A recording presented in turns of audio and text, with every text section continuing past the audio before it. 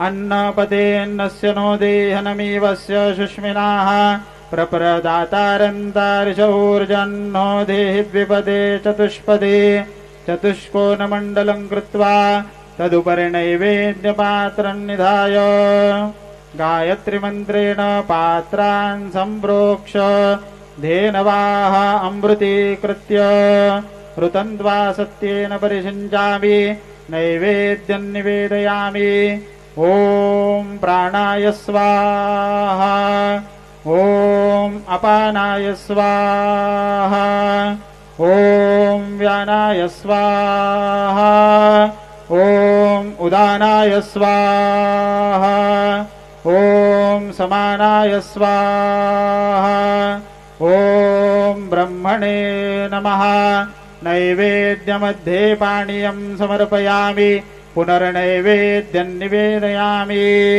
ॐ प्राणाय स्वाहा, ॐ अपानाय स्वाहा, ॐ व्यानाय स्वाहा, ॐ उदानाय स्वाहा, ॐ समानाय स्वाहा, ॐ ब्रह्मणे नमः। नैवेद्यं समर्पयामि, हस्तप्रक्षालनं समर्पयामि, मुखप्रक्षालनं समर्पयामि। शेषोपचारार्थे प्रार्थनापूर्वक नमस्कारं करोमि।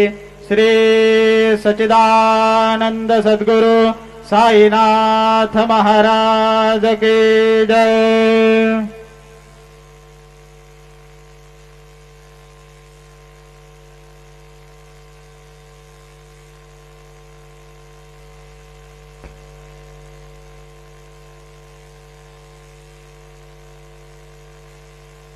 ओम साईराम।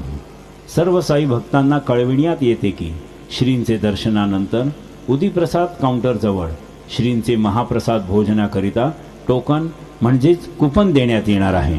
तरी सर्व श्री साई भक्तांनी सदर टोकन किंवा कुपन घेऊनच श्रींचे महाप्रसाद भोजनाकरिता श्री साई प्रसादालयात जाण्याचे करावे ही नम्र विनंती। ओम साईराम। सभी साई भक्तों से निवेदन है कि साई बाबा जी के दर्शन के बाद उदी प्रसाद काउंटर के पास साई बाबा जी के महाप्रसाद भोजन का टोकन या कूपन दिया जाएगा। सभी साई भक्तों से निवेदन है कि यह टोकन लेकर ही श्री साई बाबा के महाप्रसाद भोजन के लिए श्री साई प्रसादालय में जाने की कृपा करें। ओम साई राम।